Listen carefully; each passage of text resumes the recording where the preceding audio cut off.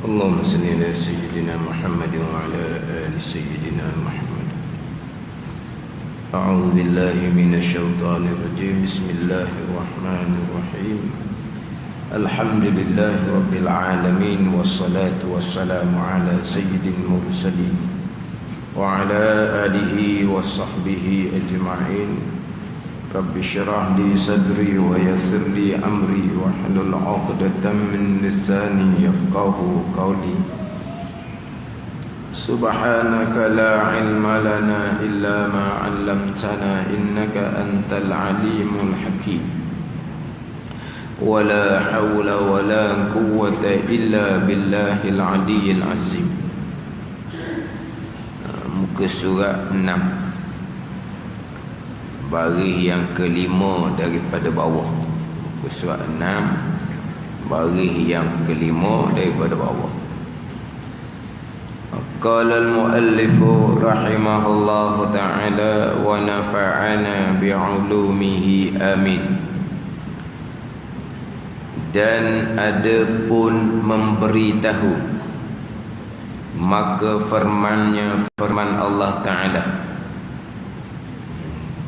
bermula. Ini terjemahan kepada firman Allah Subhanahu wa Ta'ala. Yang asal ayatnya adalah zalika azka lahum.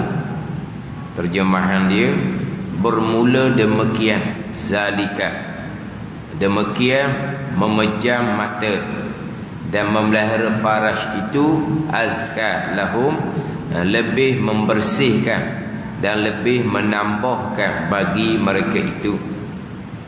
Memberitahu Allah Ta'ala dengan ini perkataan, dengan ini firman, atas bahawasanya memejamkan mata dan memelihara farash, yakni kemaluan, keduanya sebab bagi membersihkan hati daripada segala dosa, dan sebab bagi membanyakkan pekerjaan kebajikan.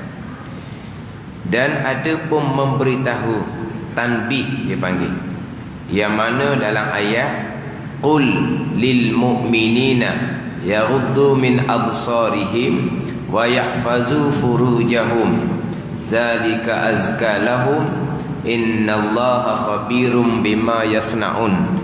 Ayat dalil Allah Ta'ala memerintahkan kita memelihara pandangan, memelihara mata.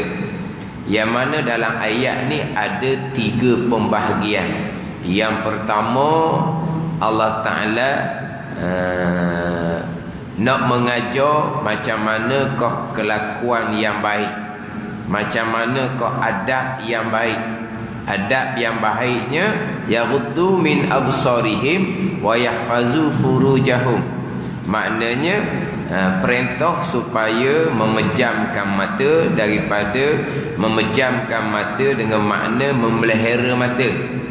Memelihara mata daripada melihat perkara yang diharamkan, dan memelihara farash kemaluan adalah Tuhan nak ajar kelakuan yang baik. Tuhan nak ajar hamba-Nya beradab dengan Allah Subhanahu wa Ta'ala. Itu yang pertama. Kemudian yang kedua pula, Tuhan nak memberitahu zalika azka lahum. Tuhan nak memberitahu bahawa memelihara mata, menjaga kemaluan, itulah yang terlebih baik. Kemudian yang ketiga dalam ayat ni adalah dia panggil tahdid, takhwif, nak menakutkan. Innallaha khabirum bima yasnaun, bahawasanya Allah Ta'ala mengetahui apa yang mereka kerjakan. Ni nak peringatan menakutkan ni, sebab Tuhan tahu. Taat pun Tuhan tahu, Tuhan balas baik.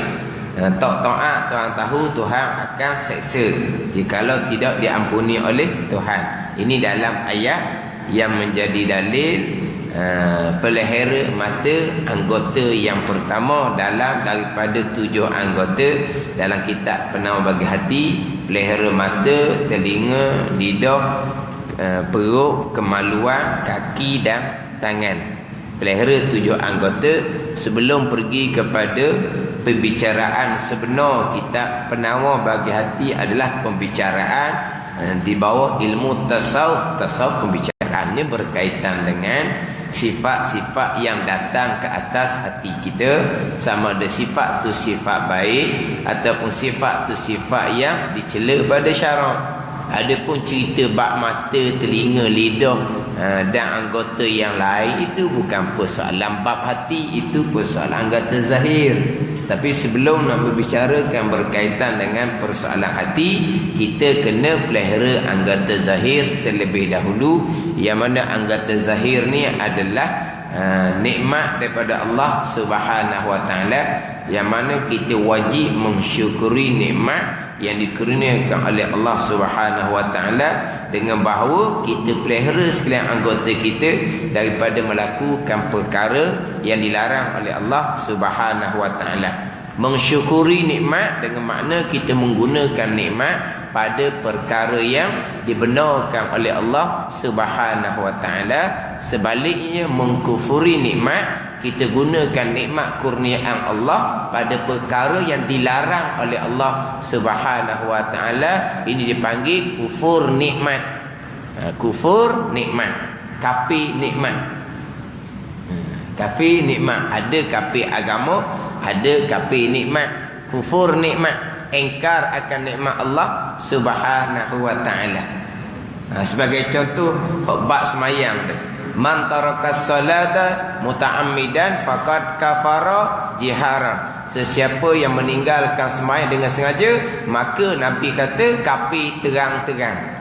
Mazhab Syafi'i kita apa? Kafir nikmat, kufur nikmat. Banyak mana Tuhan bagi nikmat kepada kita, tiba-tiba sembahyangnya tidak. Itu panggil apa? Kafir nikmat, kufur nikmat.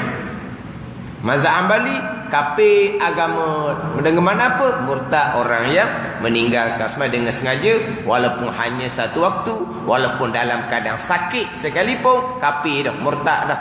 Mati, jenazahnya tidak boleh dimandikan, dikapankan, disembahyangkan, dan tidak boleh ditanam di perkuburan orang Islam, sebab kafir di situ kafir agama. Mazhab Syafi'i kita kafir nikmat, kufur nikmat dipanggil.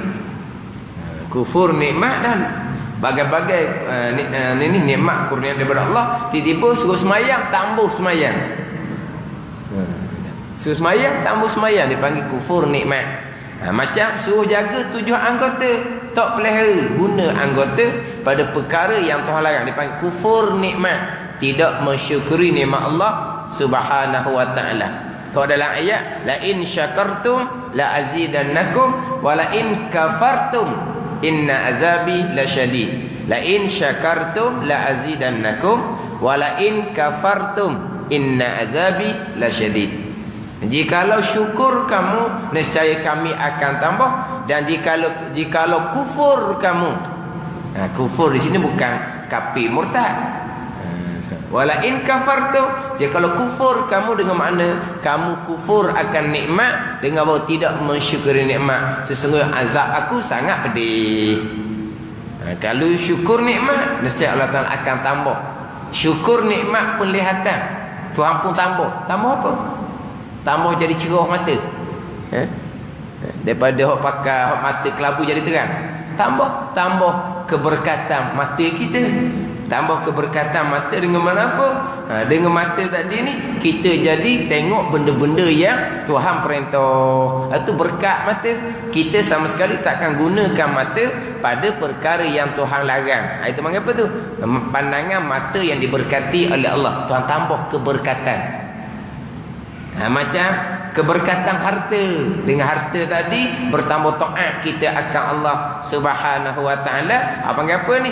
Harta yang berkat.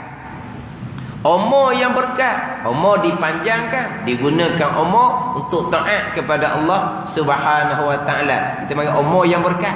Kalau umur yang tak berkat, kau panjang umur, kau derhaka kepada Allah Subhanahu Wa Taala. Kau panjang, kau derhaka kepada Allah Subhanahu Wa Taala. Ini orang yang umurnya tidak ada keberkatan. Sama juga. Kalaulah mata, telinga kita, lidah kita diberkati oleh Allah Subhanahu Wa Taala, maka mata, telinga, lidah kita akan gunakan pada perkara yang Tuhan perintah kepada kita. Kita tambah dah. Nak tengok benda-benda Tuhan larang, nak dengar benda-benda Tuhan larang, nak cakap hak Tuhan larang, tambah dah. Sebab apa?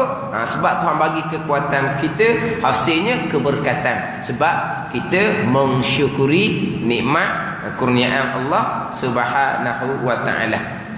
Jadi mensyukuri nikmat mata dengan bahawa pelihara mata daripada melihat perkara yang diharamkan. Kemudian didatangkan ayat memerintah supaya pelihara mata, pejamkan mata dengan bahawa tidak melihat perkara yang diharamkan, dan pelihara kemaluan. Hal tu Tuhan nak ajar adab yang baik, kelakuan yang baik kepada kita. Kemudian yang kedua dalam ayat tu, dia nak istinbat dalam ayat tu, nak ambil hukum dalam ayat tu. Yang keduanya Tuhan nak memberitahu, Tuhan perintah ni pejamkan mata, pelihara kemaluan ni Tuhan perintah, Tuhan pun nak beritahu. Sebab apa? Buat seumpama ni bolehnya macam mana? Ni nak memberitahu. Macam kita lah, kita suruh apa-apa benda baik kepada anak kita, lepas kita suruh, kita beritahulah. Kalau buat seumpama ni, manfaatnya seumpama ni, ni memberitahu. Jangan suruh saja.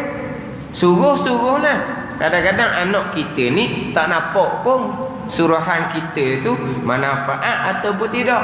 Mungkin anak kita beranggapan menyusahkan, ganggu main dianya. Tengok sedap main, suruh benda tu, suruh benda ni. Dikira ganggu mainan dianya. Kena cerita apa manfaat dia, kena beritahu. Kemudian menakutkan pula. Kalau buat seumpama ni, gian, tapi kalau tak buat, gian. Itu panggil apa tu? Menakutkan pula.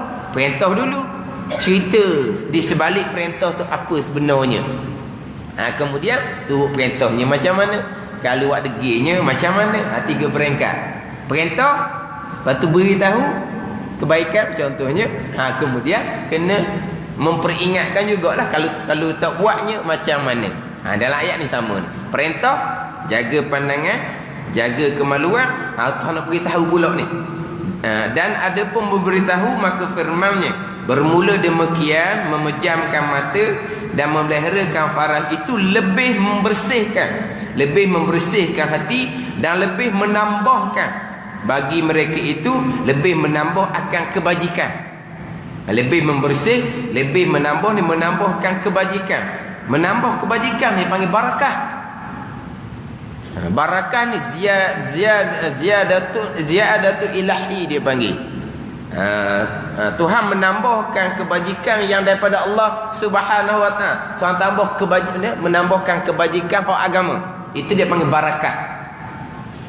Kita sebut berkat ni bukan benda yang ni, yang boleh buktikan.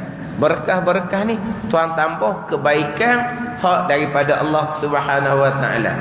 Tambah. Maknanya kalaulah pelihara pejam mata, melihara kemaluan, itu membersihkan hati dan menambahkan keberkatan pula kepada anggota yang Tuhan kurniakan kepada kita. Memberitahu Allah taala dengan ini perkataan, dengan ini firman. Hak bermula demikian memejamkan mata, itu terjemahan. Pak ayatnya zalika azkalahum, tu ayat dia.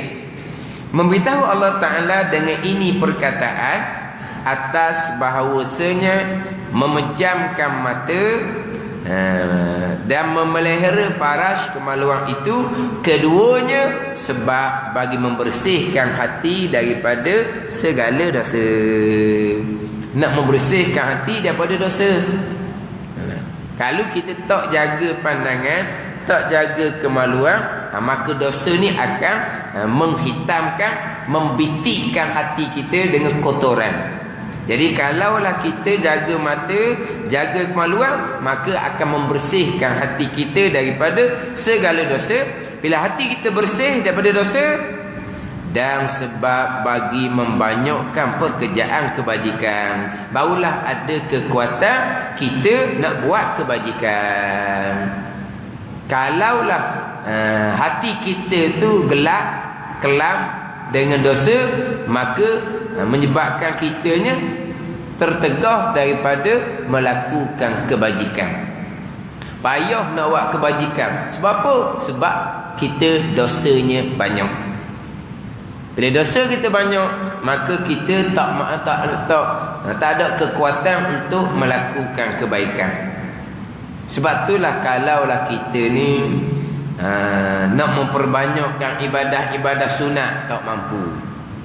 Nak sembahyang sunat, nak bangun malam pun tak mampu, nak puasa sunat pun tak mampu. Itu tandaan kita ni bergelomang dengan dosa. Itu tandaan dia. Kita muqabbal dipanggil, terbelenggu dengan dosa. Tapi oleh kerana kadang kita rasa dosa kat mana berjuru. Kalau kita mengaji molek, banyak dosa kita ni. Hak zahir bolehlah kita jaga semudah sikit. Hak hati, riya, ujub, takabur. Tapi masalah kitanya kadang-kadang nak tahu berdosa macam mana. Barang dosa pun tak cukup lagi kita tahu.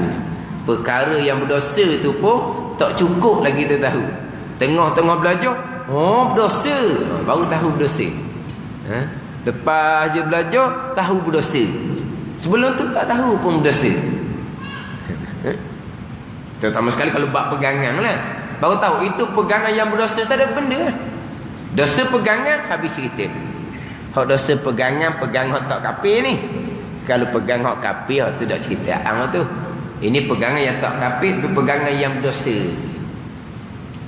Kalaulah kita berdosa sebenarnya, pegangan kita pegangan yang salah, tapi kita boleh buat amal ibadat. Tadi kan, kalaulah kita nak buat amal ibadat tak mampu, nak sembahyang sunat pun tak mampu, nak puasa sunat pun tak mampu, tandaan kita dibelenggu dengan dosa. Tiba-tiba kita ni boleh buat amal ibadat sunat. Sembahyang sunat rajin, bangun malam rajin, puasa sunat rajin, berzikir pun rajin, ngaji Quran pun rajin. Lepas kita ngaji kemudian, kena-kena pegangan saya tak betul sebenarnya. Pegangan yang berdosa ni. Jadi macam mana pula boleh buat amal-amal ibadat sunat? Amal ibadat wajib tu tetap dah tu. Amal ibadat sunat macam mana kita boleh rajin buat? Boleh bangun malam. Macam mana kita boleh buat amal sunat dalam keadaan kita sebenarnya bukan berdosa anggota zahir saja ni, bukan dosa riya, ujub, takabur, dosa akidah sampai pekat tu benar, tapi kita boleh buat ibadah sunat. Walhal kalau dosa tu banyak tak mampu buat ibadah sunat, ni bukan dosa banyak, dosa akidah. Ni terkadang syaitan menipu daya dalam rupa kebajikan pula. Mula-mula sekali, tapi bila nak buat bagi tahu dah dalam keadaan tak belajar, pegangan pun salah, buat banyak mana pun tak pakai rawa pun. Hak asalnya syaitan sekat, tak mampu nak buat. Tapi nak buat juga syaitan dorong, tapi dia kait kat lain pula. Dia kait kat lain pula. Sebab tu dalam kitab Minhajul Abidin dia cerita macam mana syaitan tipu daya anak Adam ni, takut seperengkat ditipu daya. Contoh, jangan semayang. Tu mula-mula. Tiba-tiba nak semayang juga. Sebab apa? Mati bila masa ni, kau tua ni. Daripada muda nak semayang ni siap jawapan dia. Mari takutan dah kitanya. Dah pas seorang mati, takutan dah kita. Nak semayang. Mula-mula jangan semayang. Nak semayang. Semayang tak sedap belajar apa semayang, mudah je. Belajar semayang tu budak-budak. Ni mari cetusan, marilah hati kita ni tu abang apa, pahaman kita, pemikiran kita, pandangan kita, pendapat kita, semayang mudah, tak belajar pun tak apa. Ni pandangan kita. Mari mana pandangan tu? Itu mari dia pencetusan syaitan. Kita tak pernah dengar orang mengajar semayanglah. Ada tak ustaz mengajar? Nak semayang, belajar tak payah. Buat habis masa je belajar. Ada tak orang ajar kita? Tak ada orang ajar kita. Jadi macam mana kita pemahaman hati kita gitu? Nak semayang, belajar tak mampu. Tak payah belajar pun tak apa. Bagaimana tu? Ilmu tu bagaimana? Sebab tak ada orang ajar seumpama tu. Kita tak sedar. Ada tu orang ajar syaitan. Dia tak payah belajar. Syariat mewajibkan belajar. Tiba-tiba kita tak payah belajar. Hak Nabi ajarnya kena belajar. Sallu kama ra'aitumuni usolli. Hak tu hak Nabi. Semayanglah kamu sebagaimana kamu tahu cara aku semayang. Bukan semayang ikut dan. Hak tu hak Nabi ajar. Tiba-tiba kita, pemahaman kita tak payah belajar. Hak bagi mana ke? Syaitan lah. Cetusan daripada syaitan. Kadang-kadang kawan kita cakap gitu. Tu syaitan. Sebab apa? Dia dapat ilmu daripada syaitan. Syaitan ni kan minal jinnati wan nas kan syaitan ni. Hak syaitan tak nampak, syaitan hak nampak. Sama. Tak payah belajar-belajar lah.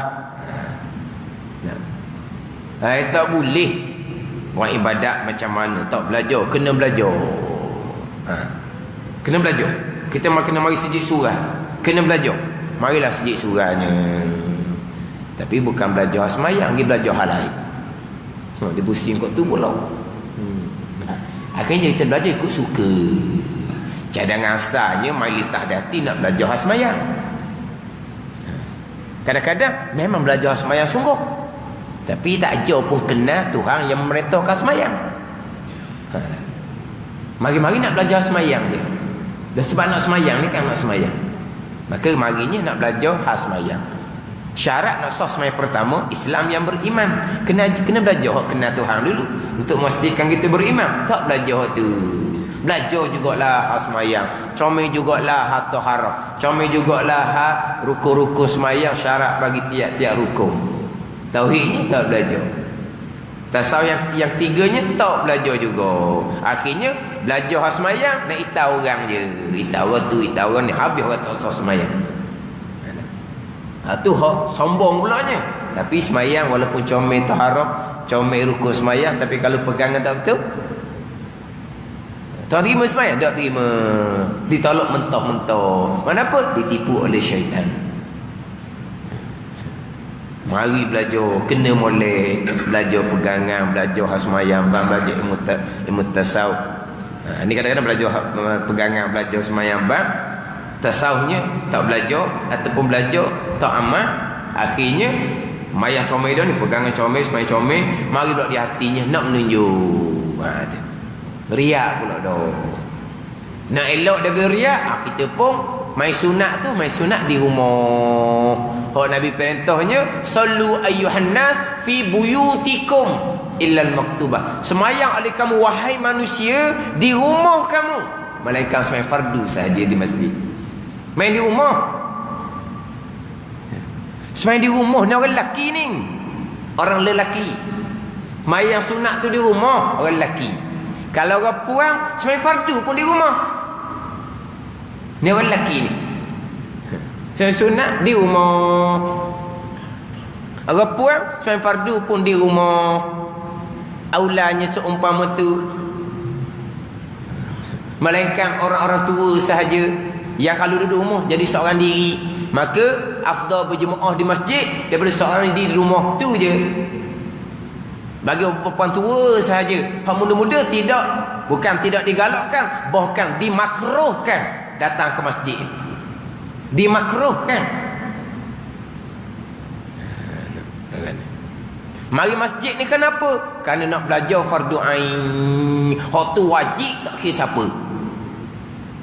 Isteri yang tidak diizinkan oleh suami pun wajib kena mari juga. Perbaikan tu hak nak belajar fardu ain. Isteri orang, tiba suami tidak izinkan mari belajar fardu ain di masjid, wajib kena mari juga. Haram dia taat pada suami dia yang larang mari dia belajar fardu ain di masjid. Besarnya belajar. Tiba-tiba orang mengajar fardu ain dia pergi semai sunat. Orang lelaki main sunat pun di rumah. Ni sah orang puang. Ni main sunat kong tunggi-tunggak ni, tunggi-tunggak ni apa ke? Tunggak ke apa? Ginilah ni. Apa? Tunggak tungging. Tunggang tungging. Orang duk mengajar pas semayang. Lepas tu mengaji Quran, lepas tu berzikir. Ni ada tahu nak katalah. Jadi nak elok bila semayang buat ibadat depan orang ni, jadi riak. Kita pun buat ibadat sunat di rumah. Mari ujuk pula dah. Mari perasan Allah aku ni. Orang lain boleh buat ibadat sunat sebab di masjid. Kalau balik rumah sah tak boleh buat. Kita di rumah pun boleh buat macam di masjid. Hairan ni tak ada dah orang setara kita ni. Orang kita ni kadang-kadang buat sunat tu di masjid je. Cuba kata balik buat rumah. Contohnya ba'diyah balik buat rumah. Jadi dah agak. Dia memang ba'diyah afdal di rumah. Ba'diyah isyak contohnya. Tak ada kelas lepas isyak lah. Tak ada kelas lepas isyak. Ba'diyah isyak memang afdal di rumah. Kalau kita balik buat rumah, boleh buat ke tak? Akan tak tau. Maknanya kalau di masjid, jadi buat. Kalau di rumah, tak dibuat. Kenapa di masjid dibuat? Walau afdal di rumah. Sallu ayuhan nas fi buyutikum. Semayang oleh kamu wahai manusia di rumah kamu. Habis semayang di rumah kan? Mana afdal kita semayang ba'diyah di rumah, bukan di masjid. Tiba-tiba di masjid kita boleh buat, tapi kalau balik di rumah afdalnya, jadi tak boleh buat. Sebab apa? Di masjid ni semangat sikit sebab orang tengok. Dia ada dah capu sikit-sikit. Capu dah tak ikhlas, tak licin molek tu. Dia capu dah. Tapi kita dah balik di rumah pun boleh buat comel-comel. Mari ujuk pula. Baik kita daripada orang lain. Bahan takabur pula.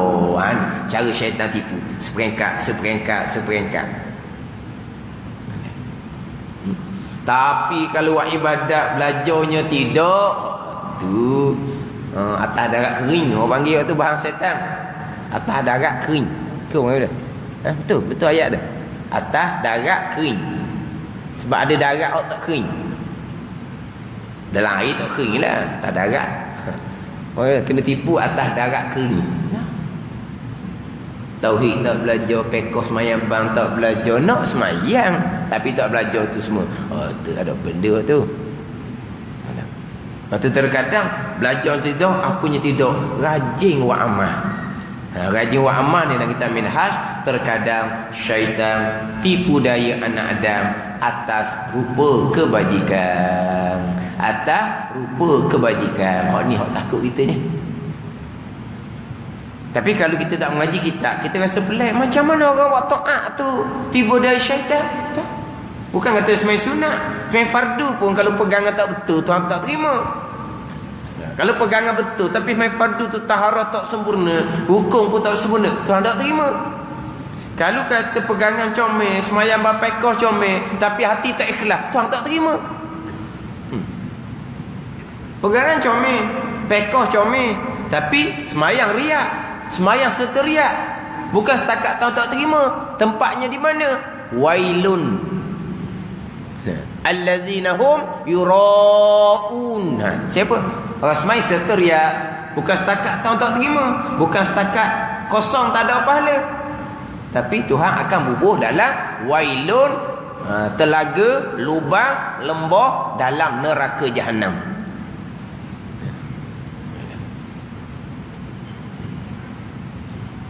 Jadi kalau cerita satu-satu tu, tapi kalau tiga-tiga tauhid pada ain tak belajar, fiqh pada ain tak belajar, tasawuf pada ain tak belajar, tadilah kena tipu atas darat kering. Walaupun atas rupa kebajikan sekalipun. Tetapi kalaulah kita belajar, kita tahu dah hukum hakam, kadang-kadang yang terdahulunya masa belum kita belajar, rajin buat amal ibadat, lepas belajar jadi payah nak buat amal ibadat. Sebab apa? Sebab amal ibadat lepas belajar ni jadi syaitan akan goda kok lain pula.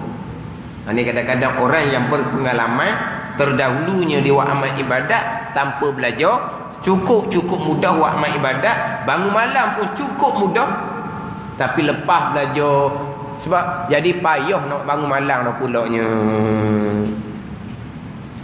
Sebab kita lepas belajar, ibadat kita betul dah. Kemudian kita dosa masih lagi ada. Sebab tu kita tak rok pula nak buat amal ibadat. Tapi sebelum belajar kenapa mudah? Sebab syaitan kadang-kadang didorong kitanya. Ni. Sebelum belajar rajin buat amal ibadat. Selepas belajar jadi berat pula. Sebab apa? Sebab syaitan. Campur dengan kita pun taubat pun tak sempurna lagi. Kita masih lagi berdosa dengan Allah Subhanahu wa taala. Maka balik sebenar. Orang berdosa memanglah tak mampu nak buat amal ibadat. Sebab apa? Dosa tu yang akan menyekat kita daripada buat amal ibadat. Tapi dia kata masa dia bangun malam tanpa ilmu tu, bila belajar kemudian dia kata memang betul benar lah. Memang betul benar kena tipu dia syaitan. Dia kata bangun je mula-mula hitau orang sebelah dulu. Seorang tak bangun, aku seorang je bangun. Mula-mula je, mula-mula bangun. Lepas tu masuk bila air, dia kata kalau boleh nak buat batuk, nak buat behel balik, biar bunyi kuat sikit, biar orang sebelah pun tahu bangun dah. Awalnya dia bangun, nak suruh tahu gitu. Tak padang. Esok nguak pula, nguak Allah semalam. Boleh bangun pergi lewat sikit semalam. Tak ada pasal-pasal nak cerita kat orang. Dia kata memang senyum seorang, dia kata. Tu bab tasawuf. Tak ada keikhlasan. Tapi kali tu kalau belajar daripada bab pegangan, memang tak ada benda. Hak dahulu, hak rajin tu, tapi ilmu memang tak ada benda. Tapi dia kata lepas belajar payah pula nak buat. Sebab apa? Sebab syaitan akan halang, sekat sekuat-kuatnya, beserta pula kita ni banyak lagi dosa. Kadang-kadang dalam belajar dosa pun kita ada hak kita tahu, ada yang kita tak tahu lagi. Hak kita tahu pun ada yang kita bertaubat, ada yang kita tak tahu je. Terutama sekali dosa hati. Kita belajar bab tasawuf, kita tahu riak, wujud, takabur tu haram, dosa besar. Kadang-kadang kita turut juga riak kita ni, belajar sangat tasawuf, turut juga ujub kitanya, turut juga takabur kita. Kita tahu dah itu haram, dosa besar. Maknanya kita mengekali dosa besar dalam keadaan kita berilmu. Berat daripada hari itu lagi. Hari itu kita dosa besar dalam keadaan kita jahil, tapi tetap dosa besar walaupun jahil. Tapi kalau kita mengekali dosa besar dalam keadaan kita berilmu, lagi berat. Kita tahu dah riak dosa besar, takabur dosa besar, hasad dosa besar, tapi kita tak berubah. Kita tak mujahadah nak membersihkan hati kita. Kok luar comel dan belajar, kok luar lebar sangat kita ni. Habis lebar dah dalam kampung, tak ada orang lain dah. Siapa lagi kita lah. Tak zahirnya. Ni hak belajar, tapi amalnya dah. Tapi kalau belajarnya tidak, tu dah ceritalah. Tu kena tipu atas agak kering. Jadi apabila kita jaga pandangan, jaga kemaluan, maka sebab membersihkan hati kita dan sebab bagi membanyakkan pekerjaan kebajikan. Bila kita ni bersih dari dosa, maka mudahlah kitanya nak memperbanyakkan pekerjaan kebajikan. Dan ada pun menakutkan, dipanggil tahdid ataupun takhwif. Maka firman Allah Ta'ala, bahawasanya Allah Ta'ala sangat mengetahui ia akan batin barang yang mengejar kamu akan dia, seperti mengetahui ia akan zahirnya. Tuhan mengetahui segala-gala. Lagi Tuhan akan balas. Kita turut perintah Tuhan, jaga penglihatan, jaga kemaluan, Tuhan akan balas dengan pahala, Tuhan akan balas dengan syurga. Kalaulah perintah Tuhan, jaga penglihatan, pelihara kemaluan, kita langgar perintah Tuhan, Tuhan akan balas dengan seksaan dan api neraka. Ini dia panggil nak menakutkan kita pula. Innallaha khabirum bima yasnaun. Wallahu a'lam. Bismillahirrahmanirrahim. Alhamdulillahirabbil alamin, wassalatu wassalamu ala sayyidil mursalin wa ala alihi wa sahbihi ajma'in. Allahumma iftah alaina futuhal arifin, Allahumma allimna ilma akdamin, wa fahimna famasabiqin, warzuqna riqat talibin. Allahumma zidna ilman wa alhiqna bis salihin. Wa sallallahu ala sayyidina Muhammadin wa ala alihi wa sahbihi wa sallam. Walhamdulillahi rabbil alamin.